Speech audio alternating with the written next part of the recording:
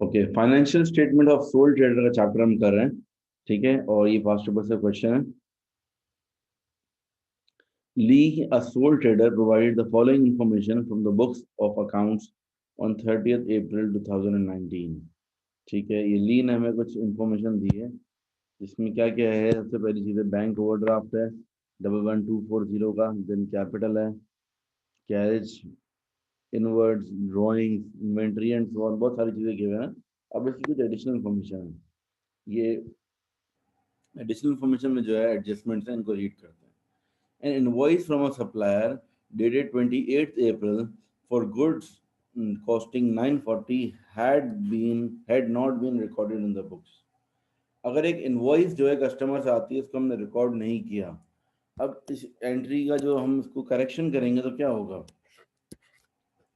जब invoice record करेंगे तो क्या होगा? परचेजेस बढ़ जाएंगी, हमारी परचेजेस इंक्रीज हो जाएंगी, और सप्लायर मतलब ट्रेड पेबल्स भी इंक्रीज हो जाएंगे।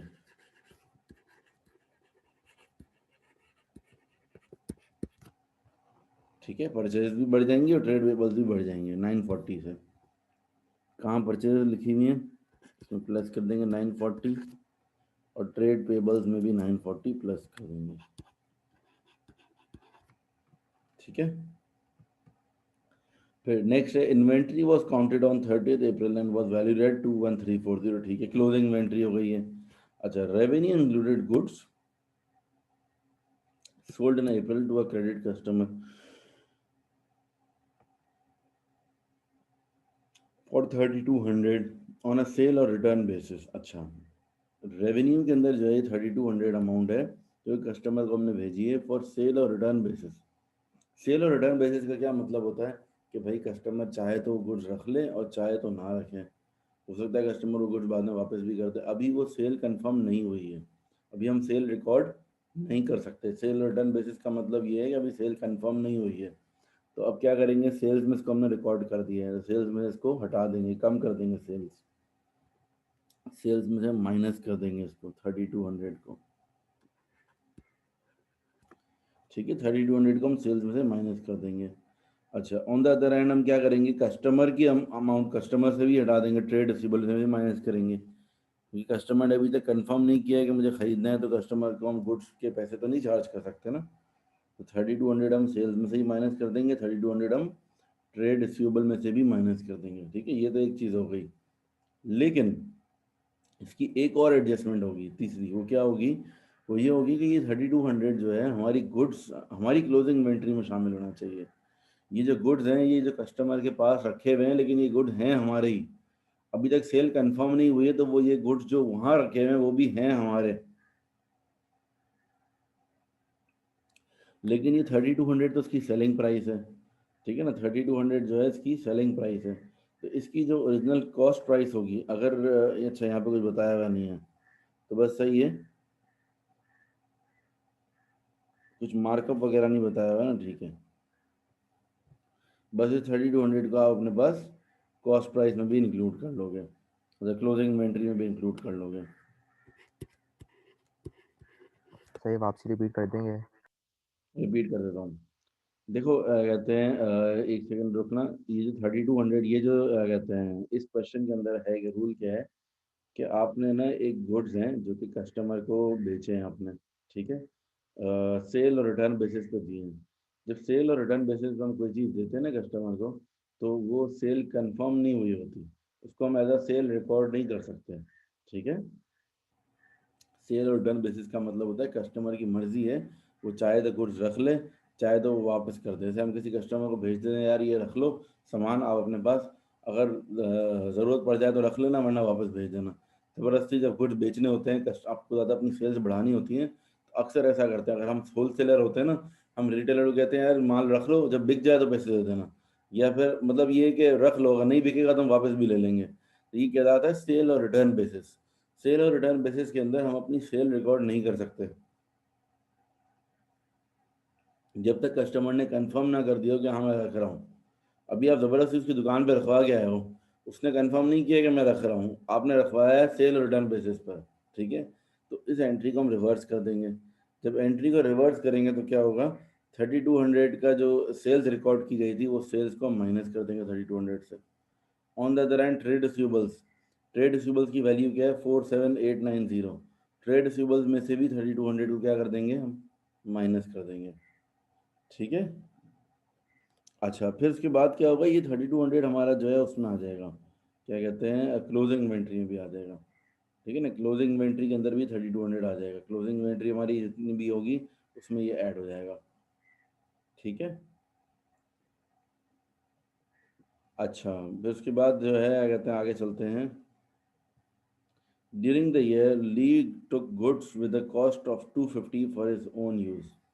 ड्यूरिंग द ईयर ली ने जो है गुड्स अपने पर्सनल यूज के लिए निकाले हैं। ये क्या है, गुड्स ड्राइंग्स है, गुड्स ड्राइंग्स।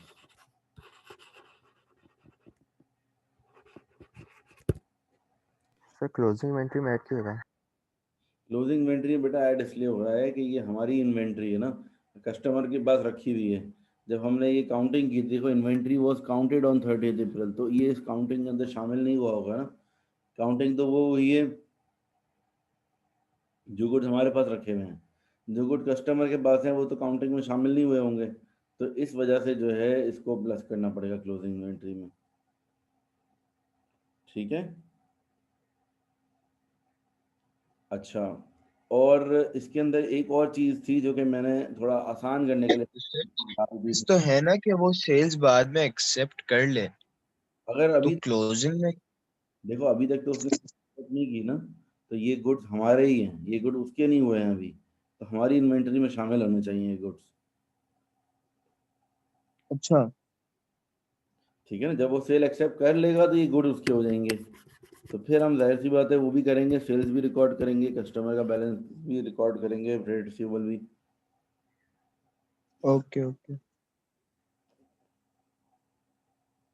अच्छा जी, इसके बाद है during the year Lee took goods with the cost of 250 for own use. Good drawings, good drawings कहाँ आती, कॉस्ट ऑफ सेल्स में माइनस।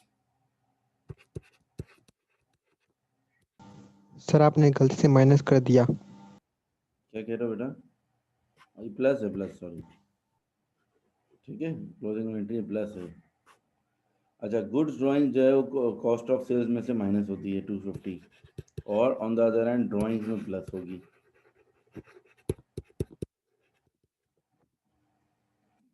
अच्छा, the 3% loan was taken out on 1st August 2018 and is repayable in 5 annual installments starting 1st August 2019। Loan हमारा कितने का है, loan की original value है 20,000। 20,000 का जो है ना डिवाइडेड बाय 5 करेंगे, डिवाइड बाय 5 करेंगे तो 4,000 रुपये की एक इंस्टॉलमेंट आ जाएगी। ये 4,000 जो है ये करंट लाइबिलिटी में आएगा।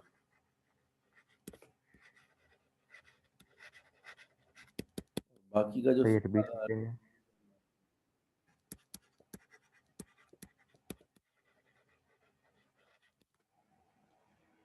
ठीक है, क्योंकि देखो 4,000 हर साल, 20,000 रुपये का लोन है जिसको 5 इंस्टॉलमेंट्स में हमें पे करना है, तो 4-4 हज़ार करके हम 5 मरतबा पे करेंगे। ठीक है ना। अब पहला वाला तो 4,000 है वो तो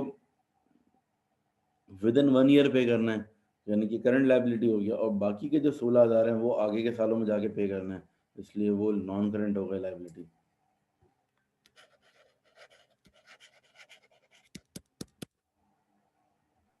तो इसका जो इंटरेस्ट वो भी डिवाइड है क्योंकि इसमें फर्स्ट अगस्त में दिया है इंटरेस्ट का ऐसा बात के बीच में। बेटा, इंटरेस्ट का तो करंट और नॉन करंट का हिसाब नहीं होता, इंटरेस्ट तो निकलेगा पूरा ही। इंटरेस्ट का क्या है, बस ये देखेंगे कि कब लोन लिया है 1 अगस्त को, और हमारा ईयर एंड डेट कब होता है 30 अप्रैल, तो अब लोन देख लो, इंटरेस्ट के महीने काउंट कर लो, 9 मंथ्स। अगस्त, सितंबर, अक्टूबर, नवंबर, दिसंबर, जनवरी, फरवरी, मार्च, अप्रैल, 9 मंथ्स। ठीक है ना, तो इंटरेस्ट इसका क्या होगा, आपका इंटरेस्ट जो है बनेगा कितना, 20,000 मल्टीप्लाइड बाय 3% मल्टीप्लाई बाय 9/12, कितना बनेगा, देखो 20,000 का 3% कितना होता है, 600 आई थिंक। 600। 9/12 का मतलब है 450 हो गया, 4। 450 का इंटरेस्ट हो गया। अच्छा, और हमने इंटरेस्ट पे कितना किया, देखो ऊपर लोन इंटरेस्ट लिखा हुआ कितना है, खाली 50 पे का है, इसका मतलब है 400 जो है इसमें चला जाएगा नॉन करंट लाइबिलिटी, ओ ट्रेड अदर पेबल्स में। सर हमारी इंस्टॉलमेंट तो अगस्त से स्टार्ट हो रही है, तो तो हम उसको हाफ देंगे या फिर पूरी? पहले साल तो पूरा ही देंगे ना बेटा, इंस्टॉलमेंट अभी तक तो एक भी नहीं दी है ना, तो मतलब जितना लोन है उसका जो है अगर 3% इंटरेस्ट लगाओ आप और मल्टीप्लाई बाय 9/12, 450 हमारा इंटरेस्ट बन गया पहले साल। अगले साल 20,000 के हिसाब से नहीं निकलेगा, 16,000 के हिसाब से निकलेगा, वो 4,000 वापस हो चुका है। इंस्टॉलमेंट की बात कर रहा हूँ, वो भी इसकी 9:12 की रेशो में नहीं ऐसा नहीं होगा, इंस्टॉलमेंट में कुछ भी नहीं होगा ऐसा। ओरिजिनल प्रिंसिपल अमाउंट तो महीनों के हिसाब से नहीं वापस होगी ना, प्रिंसिपल अमाउंट तो पूरी वापस होगी ना। जो एक बंदे से हमने 20,000 रुपये का लोन लिया है तो 5 इंस्टॉलमेंट में तेरे 4-4 हज़ार ही देंगे ना उसको। सिर्फ इंटरेस्ट का होता है कि जितने महीनों का इंटरेस्ट लेट अगर लोन लिया तो लेट कम इंटरेस्ट देंगे। फिर a date of 960 was considered to be irrecoverable and was to be written off। एक डेट है 960 का जो कि इररिकवरेबल है, ये क्या है, bad debts. Bad debts record करेंगे 690 का और ट्रेड रिसीवेबल से माइनस भी कर देंगे। ट्रेड रिसीवेबल में से 690 भी माइनस करेंगे। ठीक है, ये बैड डेट्स हो गए। फिर उसके बाद है provision for doubtful debts to be maintained at 5% of trade receivables. अब जब ट्रेड रिसीवेबल की नई वैल्यू आएगी ना उसके ऊपर 5% प्रोविजन लगाएंगे। 47890 47890 माइनस 690 माइनस 3200, 44,000 आ गया ट्रेड रिसीवेबल्स की नई वैल्यू। अब इसके ऊपर जो है ना प्रोविजन लगाएंगे 44,000 का 5%,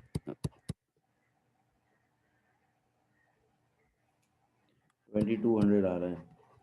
2200 आपका प्रोविजन आ गया, इसमें से प्रीवियस प्रोविजन माइनस कर देंगे। लास्ट ईयर का प्रोविजन फॉर डाउटफुल डेट्स कितना था, 2850। द प्रोविजन जो है आपका 650 डिक्रीज हो रहा है, डिक्रीज हो जाएगा प्रोविजन। ठीक है ना। देखो ट्रेड रिसीवेबल्स की वैल्यू एडजस्ट हुई थी, एक 3200 माइनस हुआ है, 690 माइनस हुआ, 44,000 आ गई। 44,000 पर 5% लगाएंगे, 2200 आ गया। और लास्ट ईयर का प्रोविजन 2850 था, मतलब 650 से प्रोविजन डिक्रीज हो गया। फिर a computer for office use bought on credit on 1 July costing 1200 had been debited to purchase account. एक कंप्यूटर को हमने गलती से परचेज अकाउंट में डेबिट कर दिया, तो परचेज को कर देंगे माइनस और कंप्यूटर को प्लस 1200। कंप्यूटर में 1200 प्लस कर दूँ, कंप्यूटर की वैल्यू कहाँ है, ऊपर कंप्यूटर नहीं आ रहा कहीं, ऑफिस इक्विपमेंट में डाल देते हैं कंप्यूटर को फिर। ठीक है, 1200 ऑफिस इक्विपमेंट में डाल देते हैं। ऑफिस इक्विपमेंट भी एक तरह से कंप्यूटर ऑफिस इक्विपमेंट की कैटेगरी में आ सकता है ना, देखो। और परचेज में से माइनस कर देंगे।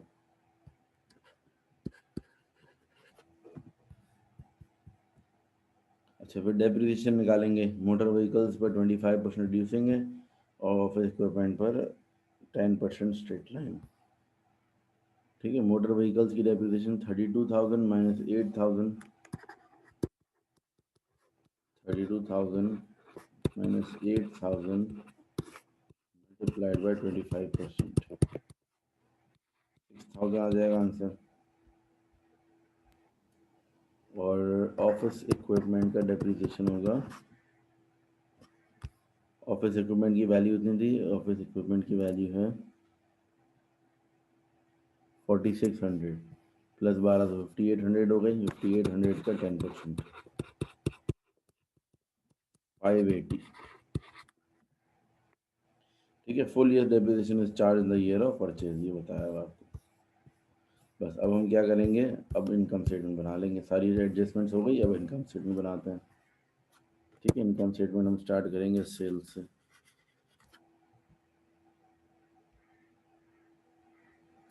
ठीक है बच्चों, यहाँ तक कोई परेशानी?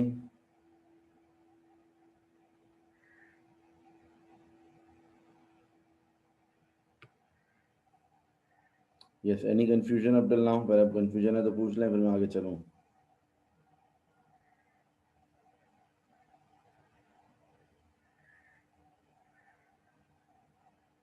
Yes, I am waiting for the reply.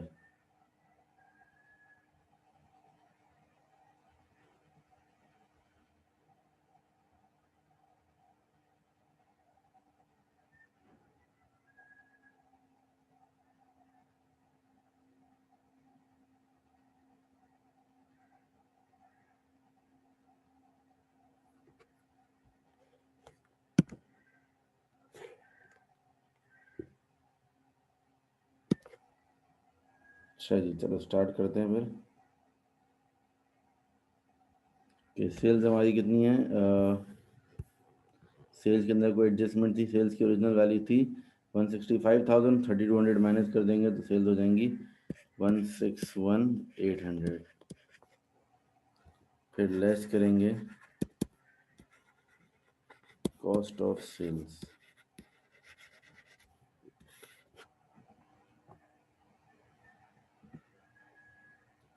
अच्छा, अब कॉस्ट ऑफ सेल्स के अंदर आएगा ओपनिंग इन्वेंट्री।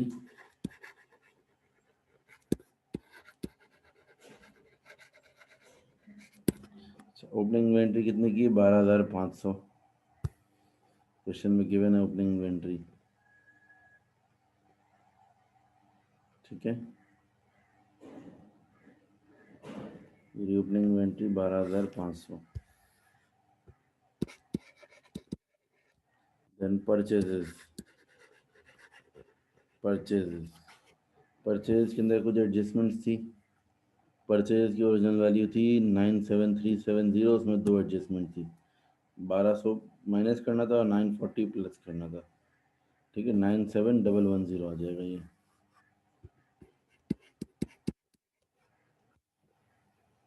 अच्छा, फिर उसके बाद परचेज के बाद लेस आएगा गुड्स ड्राइंग्स।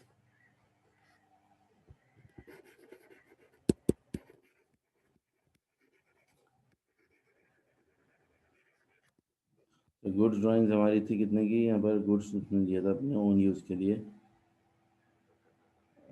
ये 250 की गुड्स ड्राइंग्स थी, ये माइनस होगा। फिर ऐड होगा कैरेज इनवर्ड्स।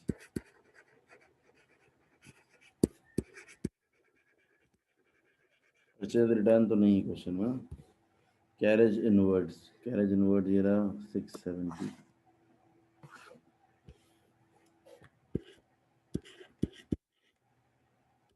इन सब का टोटल कर लेंगे। इन सब का टोटल क्या आ रहा है?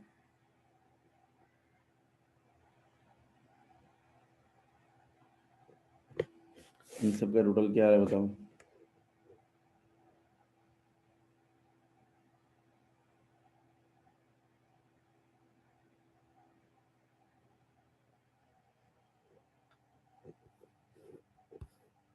क्विकली बेटा, कोई कैलकुलेशन कर रहा है नहीं कर रहा? जल्दी करो। 111030 111030। 900 बीच में। ठीक है, फिर लेस करेंगे क्लोजिंग इन्वेंट्री। अच्छा, क्लोजिंग इन्वेंट्री जो हमारी है वो कितने की है? मैं बताया था इसमें 3200 प्लस कर लेंगे। तो ज़रा ये 3200 प्लस करके बता दो। 21340 प्लस 3200।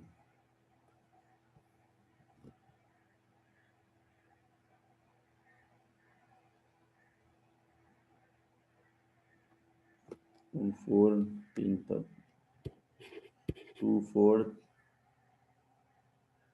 540। अच्छा, यहाँ पर मैं एक चीज़ और आप लोगों से शेयर करूँगा कि ये वाली जो एडजस्टमेंट है ना, इस एडजस्टमेंट में एक लाइन और थी जो कि मैंने रिमूव कर दी थी क्वेश्चन को थोड़ा सा इस एडजस्टमेंट को ईजी करने के लिए। एक और लाइन क्या थी कि इन्होंने ये बताया हुआ था कि ये जो है ना, क्या कहते हैं 3200 है ना, ये तो सेलिंग प्राइस है ना। तो इन्होंने बोला था कि इसकी जो है ना मार्कअप है 40% का। Markup is 40%। तो इन्होंने ये बताया था 40% का मार्कअप है इसके अंदर शामिल। तो अगर ये मार्कअप आपको बताया होगा तो फिर आप जो है ना क्या कहते हैं क्लोजिंग इन्वेंट्री के अंदर 3200 प्लस नहीं करोगे। आप ये सोचोगे 3200 तो सेलिंग प्राइस है, मुझे क्लोजिंग इन्वेंट्री के अंदर तो कॉस्ट प्राइस प्लस करनी चाहिए इसकी। तो अब आपको मार्कअप को यूज़ करते हुए इसकी कॉस्ट प्राइस निकालनी पड़ेगी, ठीक है ना। मैंने थोड़ा सा इसको क्वेश्चन को इजी करने के लिए ये लाइन हटा दी थी ताकि जो है बेशक आंसर में फ़र्क आएगा, ठीक है ना। आपका नेट प्रॉफिट और मार्किंग स्कीम का नेट प्रॉफिट सेम नहीं आएगा, लेकिन थोड़ा सा क्वेश्चन को मैंने इस एडजस्टमेंट को इजी करने के लिए, क्योंकि एग्ज़ाम में वरना टाइम जो है और ज़्यादा लग जाता है आप लोगों का।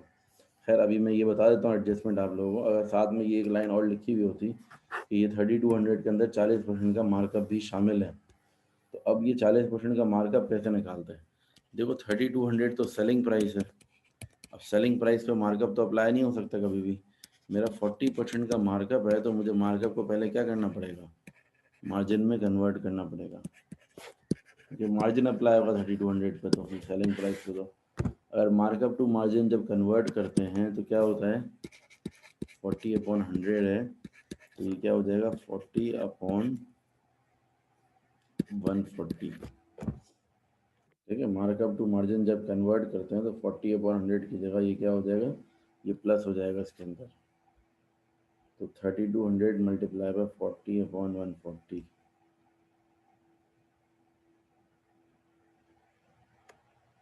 ठीक है,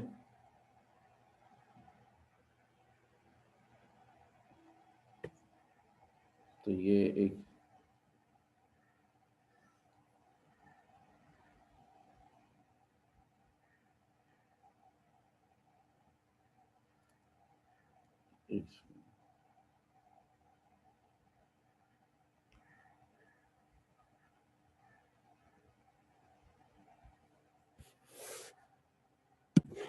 अच्छा जी, तो क्या था ये 40% नहीं था, सॉरी ये मेरी मिस्टेक हो गई, 60% था।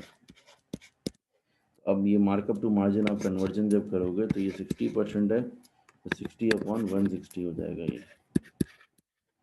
अब मुझे अगर मार्जिन निकालना है इसका, तो मार्जिन कितना है इसमें 3200 मल्टीप्लाई बाय 60/160, तो ये आ जाएगा आपका 1200 का इसके अंदर मार्जिन इंक्लूडेड है।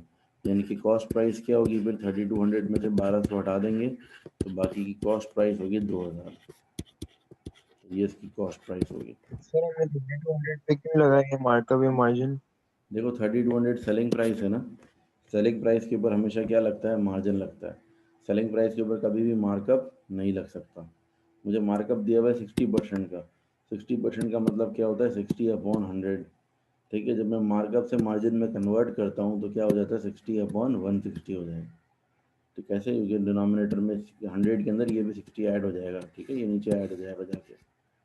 ठीक है, तो ये अब 3200 पर जैसे कि सेलिंग प्राइस है ना, ये सेलिंग प्राइस पे हमेशा मार्जिन अप्लाई होता है। मार्जिन अप्लाई करेंगे तो कितना आ जाएगा, 1200 आ जाएगा। अब 3200 में से 1200 माइनस कर देंगे तो 2000 आपकी कॉस्ट प्राइस आ जाएगी। मतलब आपको क्लोजिंग इन्वेंट्री में कॉस्ट प्राइस ऐड करनी थी अगर आपके पास ये एडजस्टमेंट दी हुई है। ठीक है, मैंने आप लोगों को ये वाली एडजस्टमेंट ये हटा दी थी ताकि थोड़ा इजी हो जाए, तो उस हिसाब से आप पूरा 3200 ही ऐड कर दोगे। लेकिन आपको अगर ये मार्जिन बताया होगा तो फिर आपको क्या करना होगा, ये 2000 करना होगा इसके अंदर 3200 की बजाय। ठीक है, ये समझाने के लिए इसलिए बता रहा हूँ कि कभी आ सकती है ना ऐसी एडजस्टमेंट भी, कि अगर आपको क्लोजिंग इन्वेंट्री होती है ना, इन्वेंट्री को भी सेलिंग प्राइस का आप वैल्यू नहीं कर सकते।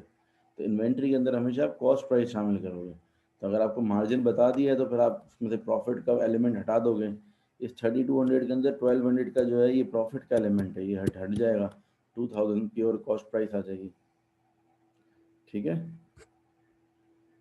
तो बस ये 110030 माइनस 24540, अभी मैं इसको एडजस्ट नहीं कर रहा तो हूँ। अगर अगर ये मार्कअप नहीं दिया हुआ होता तो 3200 क्लोजिंग इन्वेंट्री में ऐड होता और मार्कअप दिया हुआ है तो सिर्फ 2000 ऐड होगा क्लोजिंग इन्वेंट्री में। बिल्कुल बिल्कुल। तो अभी क्योंकि मैंने इस क्वेश्चन में मार्कअप नहीं दिया हुआ तो मैंने 3200 ही ऐड किया, लेकिन मैं आपको समझा रहा हूँ कि ओरिजिनली क्वेश्चन में ये मार्कअप दिया हुआ था, तो उसके बाद जो है ये तो 2000 ऐड होता।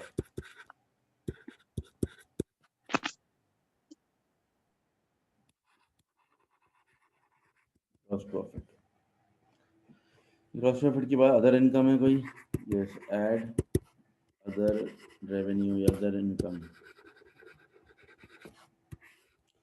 में एक तो डिक्रीज इन प्रोविजन हो रहा है, और कोई अदर इनकम है देखो ज़रा। Decrease in provision for doubtful dates, decrease in provision for doubtful dates है कोई? कितने का डिक्रीज है? 650 अभी हमने निकाला था। बस और कोई चीज़ तो नहीं अदर इनकम में, इसको ऐड कर लेंगे तो ये जाएगा 75760। फिर लेस करेंगे एक्सपेंसेस, नहीं इनफैक्ट ये नहीं होगा, टोटल करो 76310 है ना, ये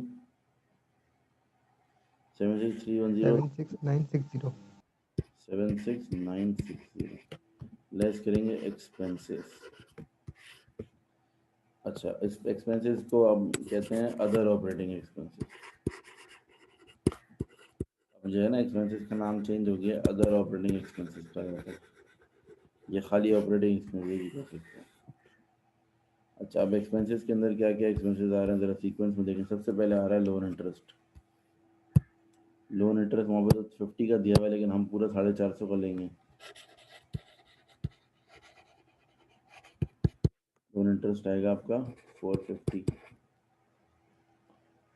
ठीक है। उसके बाद आपका है, अच्छा यहाँ पर अदर ऑपरेटिंग एक्सपेंसेस जो है एक अदर ऑपरेटिंग कॉस्ट में दी हुई भी है 61990 के नाम से, तो ये तो पूरा दिया हुआ ही है 61990, ठीक है। ओवरऑल दिए हुए हैं, और ये कुछ एक्स्ट्रा एक्सपेंसेस है। मैंने कहा वरना लोन तो सबसे आखिरी एक्सपेंस होता है, ये सबसे पहला ही लोन कैसे आ गया? बाकी सारे एक्सपेंसेस एक साथ मिला के दे दिए इन्होंने। लोन इंटरेस्ट आ गया 450, इसके बाद डेप्रीसिएशन आएगी। डेप्रीसिएशन हमने कितने कितने निकाले? 6000 और 580, ठीक है। डेप्रीसिएशन है 6000 और 580।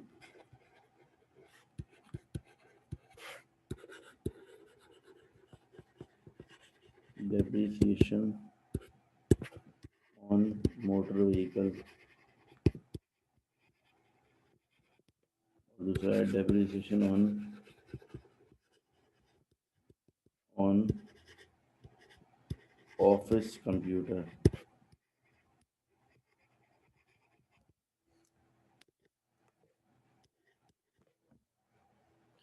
तरीके से bad debts, bad debts, bad debts कितने के हैं देखो। बैड डेट अभी हमने निकाले थे ना, बैड डेट ये था आपका 690, 690 ठीक है। बैड डेट हो गया 690। और तो कोई एक्सपेंस नज़र नहीं आ रहा आई थिंक। बस अब ये टोटल कर लो ज़रा इसको, इन सबको टोटल करके बराबर में ले जाते हैं। माइनस 69710 कितना आ रहा है? 69710 माइनस करो तो प्रॉफिट फॉर द ईयर आ जाएगा।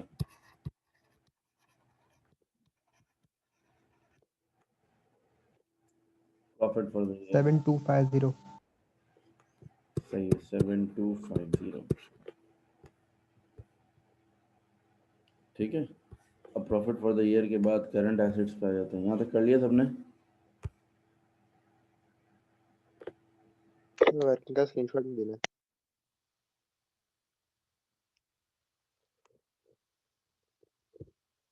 ठीक है, आगे चलते हैं। अब देखो उसके बाद क्या है, prepare the following as they would appear in Lee's statement of financial position.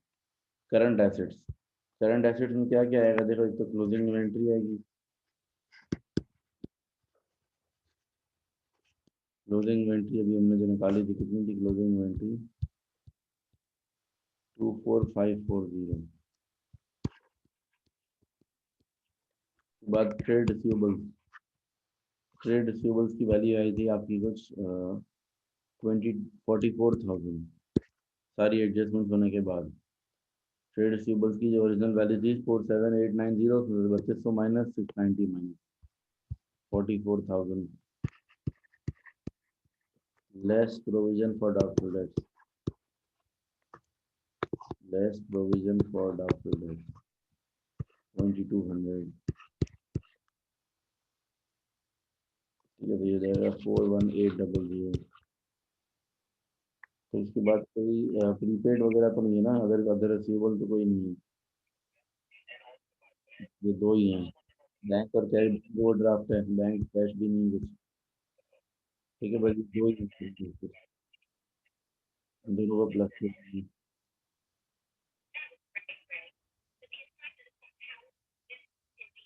इन दोनों को जरा प्लस कर लो तो क्या आ जाएगा?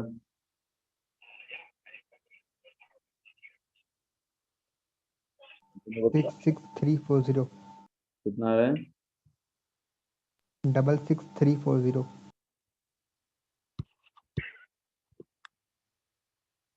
6640। ठीक है भैया।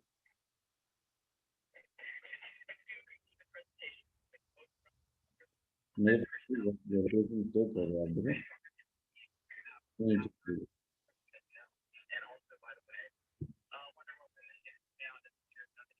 अच्छा जी,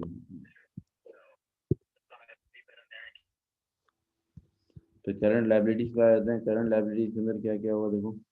करंट लाइबिलिटीज के अंदर जो है क्लोजिंग ट्रेड पेबल होगा पहले तो।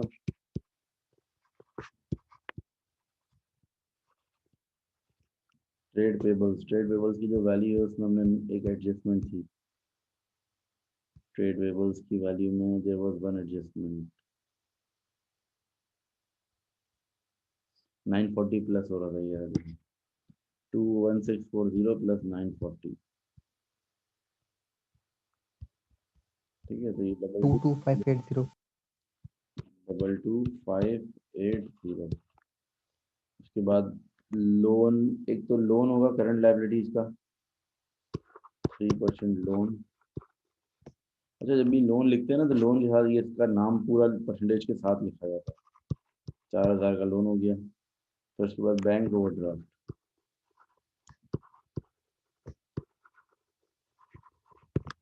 बैंक ओवरड्राफ्ट हमारा 11240 का। और अदर पेबल्स में क्या आएगा? अदर पेबल्स के अंदर आएगा लोन इंटरेस्ट जो एक्रूड है। लोन इंटरेस्ट 450 का बनता था, तो 50 का पे किया है, बाकी 400 का अदर पेबल्स में आ जाएगा। ये पूरा ऐड कर लेंगे। करंट लाइबिलिटीज में नॉर्मली तो लोन नहीं आता, लेकिन इस दफ़ा आया है लोन। रीज़न क्या है? क्योंकि लोन को 5 इंस्टॉलमेंट में पे करना है। 5 इंस्टॉलमेंट में से जो है पहली इंस्टॉलमेंट जो है वो तो करंट लाइबिलिटी होगी, फ़ौरन पे करनी है। और बाकी जो 4 इंस्टॉलमेंट है वो नॉन करंट में जाएंगी। ठीक है ना? 41820 टोटल आ रहा है 41820 बेटा, कैलकुलेशन एक तो आप दोबारा कर लो, मुझे थोड़ा सा डाउट है। 22 और 4 26, और ये 400 है, 4000 नहीं है आखिरी वाला।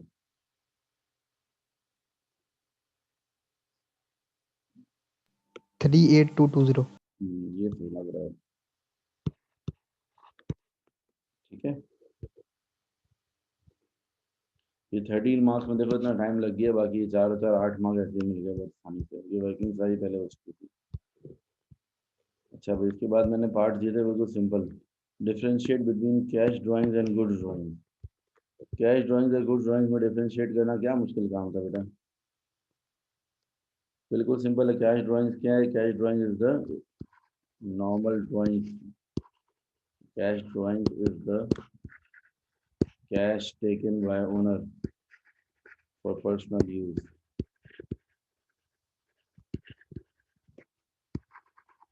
Personal use, whereas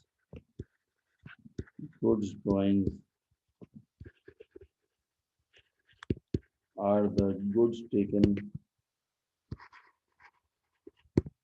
for personal use by the owner. Well, differentiate between owner's capital and capital employed, ये बड़ा इंपॉर्टेंट था। ओनर्स कैपिटल और कैपिटल एम्प्लॉयड में क्या फर्क है? ओनर्स कैपिटल का मतलब होता है जो अमाउंट ओनर ने बिजनेस में इन्वेस्ट की हो, और कैपिटल एम्प्लॉयड जो होता है owners capital plus long term liabilities होता है। Owners capital is the amount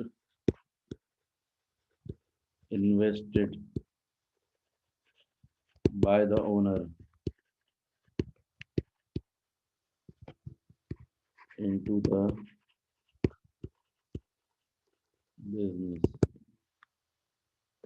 ठीक है, और capital employed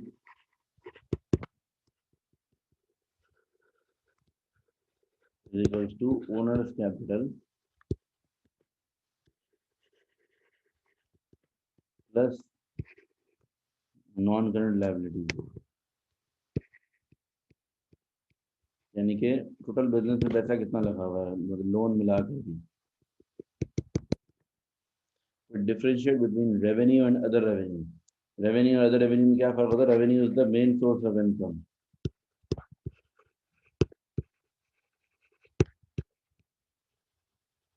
main source of income, whereas other revenue is the extra income such as interest received, rent received,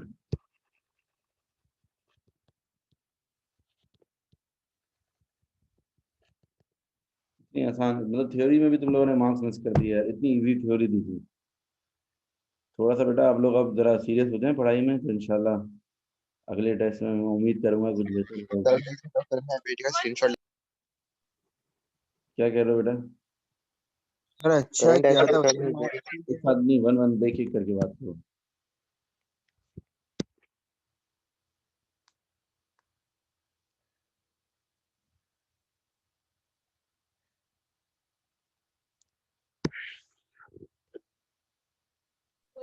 screenshot screenshot ले लो भाई जल्दी से इधर। सर पीछे स्क्रीनशॉट भी लेना। कहाँ से सर screen- रिकॉर्डिंग भेज देंगे ना? ठीक है, स्क्रीनशॉट ये लेना है। सर रिकॉर्डिंग सेंड कर देना ग्रुप में आप प्लीज।